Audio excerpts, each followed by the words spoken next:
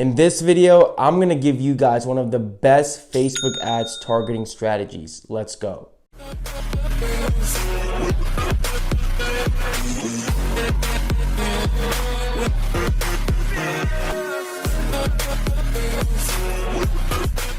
If you guys want to know the right way to target on Facebook to drive quality traffic to your e-commerce business, you're in the right place. What's going on, beautiful people? It's your boy Yash. Welcome back to the channel. If you are new, we talk all things e-commerce and digital marketing on this channel, so make sure you are subscribed with that post notification bell turned on so you do stay updated with all recent videos. While you're at it, and if you do want to get your good deed of the day out the way, make sure you guys drop a huge like on this video. Go down and absolutely smash that like button so this video can help and reach as many people in the space as much as possible. Now that all of that is out the way, I want to talk about Facebook ads targeting in this specific video. I know it can be super confusing and daunting in terms of figuring out the right way and the proper way to target through Facebook in order to drive the right traffic to your Shopify stores. We'll be actually diving into some of the exact targeting strategies and tactics I utilize on Facebook. When you're first setting up your campaign for a specific product to launch or test it, having the proper targeting or interest in place is actually super important because that does determine the tone for the campaign and the product journey. That way, you want to make sure to maximize your potential right from the get-go. Sit back, relax, take some notes. Let's dive into my computer so I can give you guys some exact strategies on how to properly target through Facebook. So to get right into it, we are now into our Facebook Ads Manager, and just to keep in mind, to get up till this point, you should already have a product ready to test and launch. You should obviously have your store/website set up and completed, your product page as perfected as possible, and also your ad creatives ready for your specific product that you are about to test. As you're about to create a new campaign, obviously we want our marketing objective to be conversion. Just to kind of give you a little bit of a preview what goes before we go ahead and set up the targeting. For the campaign name, just for this purpose, we can go ahead and just type in test campaign number 1. Just to keep things simple for this video, we're gonna skip create A/B test. That's, to basically split test different creatives, different placements, and different audiences, and so on and so forth. When it comes to campaign budget optimization, there's two ways to really go about it. My rule of thumb is that if you're testing $100 per day to start out with, it's okay to toggle on CBO or campaign budget optimization. And if your product selling price is $30 or below, it's also okay to toggle on campaign budget optimization because you can probably get away with acquiring a lower cost per purchase. Obviously, this Facebook targeting strategy is applicable for both CBO and ABO, whether you're using campaign budget or whether you're using ad set budget. Just for the purpose of this video, let's just go with ad set budget, leave CBO off, and let's click continue. Awesome, so once we're on the next page, since this video is predominantly about Facebook targeting, that's the section that we're actually going to be covering. By the way, if you do want to know my entire Facebook strategy blueprint where I actually guide you guys from A to Z, click by click on how I set up my entire campaign on Facebook ads to test and launch a product, click on that video right there in the top right, whether you're on mobile or desktop, and it should bring you to the video. Once we are at this section on the ad set level, what we're gonna do is click on edit where it says detailed targeting. Once we click on edit, the first thing that we're gonna do is uncheck where it says reach people beyond your detailed targeting selections when it's likely to improve performance. So yes, we are going to uncheck that. Essentially, all that really means is Facebook will go above and beyond the scope of the interest you're inputting and try to find other audiences. And for that reason, I always leave that little button unchecked marked, whether I'm setting up interests, like in this case, or even when I'm setting up lookalike or retargeting ad sets. To get the second easy part out the way, we also want to go right here to languages, click on edit, and type in English all. Now this is assuming that most of you guys have your store set up in English. and you only want to cater to English-speaking individuals. Keep in mind that there are people in the United States and people in other countries especially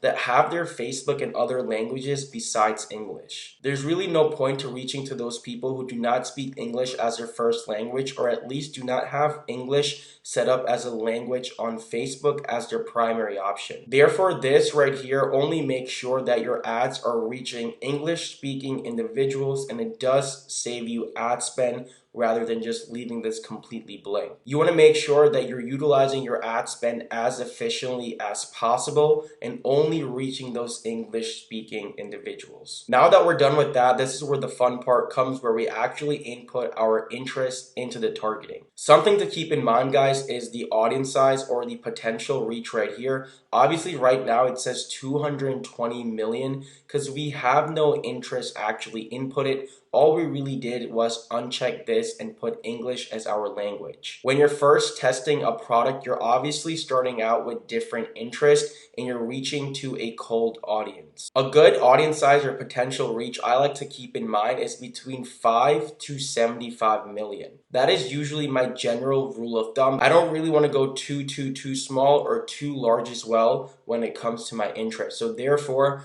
5 to 75 million is just a sweet spot. Now, obviously, if you're going a little bit over like 80, 90, 100 million, that's really not a make or break. You know, that's completely fine to have as well, as long as the interest is good and relevant to your product / potential audience. Now, you may have a hard time picking or coming up with interest, and that's totally okay. The main key is not to really overthink it. To make things simpler and more coherent, this is how I frame it in my mind. Think of the potential interest that you're going to input as X. Who will be interested into X? X also being the interest that will be also interested in buying my product. So ladies and gentlemen, X can be a person, a brand, a magazine, a blog, an actor, actress, chef, TV personality, a behavioral interest. It can really be anything that is relatable to your product. The more broader and unique that you think, the better it is, guys, rather than just inputting all generic interests. You got to realize a lot of people, a lot of dropshippers who are utilizing the Facebook platform are very lazy. For example, if you're selling a dog product, dog lovers or I love dogs, that's probably a super played out interest. Now, let's say you're starting out with 10 interests. It's okay to have, a few, meaning like 2 or 3 generic interests. That is obviously totally okay, but you don't want all of your interests to be super generic is really what I'm saying here. There's actually a completely free tool provided by Facebook themselves called the Audience Insights tool, and you can totally utilize that to find potential interest and audiences for your product. I actually have a very precise and clear explanation of how to use the Audience Insights tool if you click on that video right there on the top right. If you do not know or haven't heard of the Audience Insights tool, or if you do know what it is but haven't really used it before, I highly recommend to click on that video and see how you can use it to your benefit. For the purpose of this video, let's say we're selling a Pilates fitness ring. This is actually a product I tested through Facebook earlier this year during Q2, and it did make me a few 6 figures in revenue. Now, if we think about Pilates ring, right, who may potentially want to buy that product? Obviously, people who are already into fitness and wellness, people who are already into working out, getting in shape, so on and so forth, correct? That is the audience persona or the buyer persona of the product, which is the Pilates ring. The first thing that really comes into my mind is like physical exercise or working out, strength training, something of really that sort when it comes to this specific product. So going back to what I was talking about before in terms of how I framed that question in finding the interest. So we can say person A is interested into X. Let's say X is physical exercise that is also interested in buying the Pilates ring. Again, that totally makes sense. So let's go into Facebook and type in physical exercise. Awesome. So once we have typed in physical exercise, you can see that this is an interest, and the potential size of that is over 760 million. So we can definitely click on that. And you can see the potential reach of the physical exercise interest is 95 million. But just a sec, guys, we're not done yet. What? What you want to do after is go to exclude people. And there are especially two types of people we want to exclude. The first type of people we want to exclude are people who are interested into AliExpress, or people who know what AliExpress is. And you can see this has almost an audience size of 130 million. After inputting that, you can see that our potential reach or audience size went down to 85 million. The second kind of people we also want to exclude are people who are interested or know what drop shipping is. We don't want other potential people who are drop shippers wanting to see our ad, because that is absolutely totally pointless. So we can see the audience size of dropshipping is over 22 million. And our potential reach went down by another 3 million, which right here shows up to be 82 million at the final audience size. Now, there have been times where I've also excluded, for example, Shopify,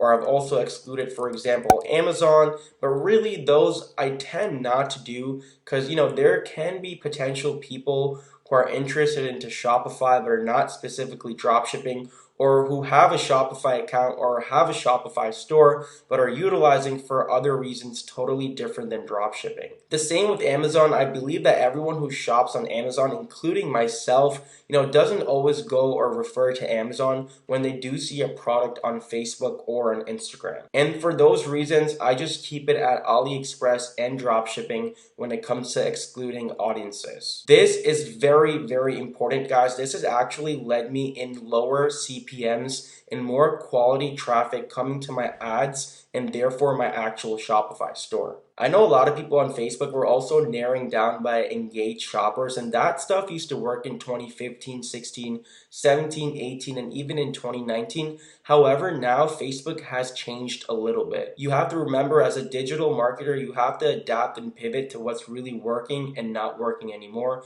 Or if stuff is working, it's working in a little bit of a different way. Engaged shoppers, for some reason, just got to be a really outplayed interest, a really outplayed audience, and it actually caused me to get even higher CPMs. So since 2019 and onwards, I decided to stop using engaged shoppers and only now exclude by AliExpress and dropshipping. The last thing I did want to run across is actually utilizing this suggestions tab right here. You can see a dozen or more relatable interests do pop up, such as physical fitness, health and wellness, workout, weight training, running. Again, this list can go on and on and on, and these are all very relatable interests. As you can see, a lot of these different terms and interests I was thinking of when I was thinking of potential audiences for the Pilates ring in the beginning. So again, guys, use this little suggestions tab to your advantage. It can only help you and not hurt you. And I do want to include a little bonus method or tactic I've been utilizing for the past 6 to 8 months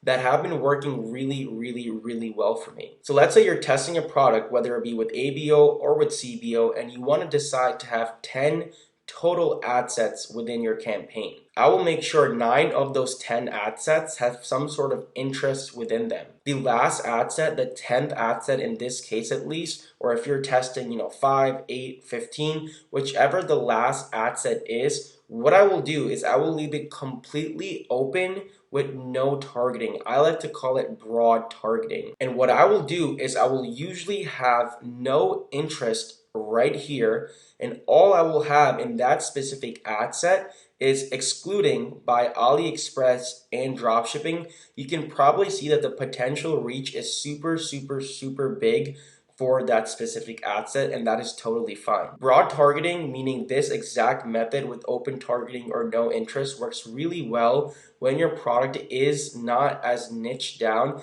and is more broad targetable and more mass focused. It also works better if you already have a seasoned ad account or pixel, meaning you've maybe spent a few $1,000s on it. Facebook has gotten to be really, really smart to working with your past pixel data and whatnot. So I highly, highly urge you to at least leave one ad set open with no interest at all, just excluded by AliExpress and dropshipping, and see how it performs. There you guys have it. Those are some of my absolute favorite Facebook targeting strategies and methods I currently utilize on the platform that get me results like that. and also like that. If you did find this video helpful and informative, make sure you guys leave me a comment down below saying what you actually learned and how you can apply one or more of these strategies to your business. And of course, as always, if you do have any questions, thoughts, or concerns, leave it in the comments down below because I do reply to each and every single one of you guys. Other than that, your boy's out, and I'll see you guys in the next one.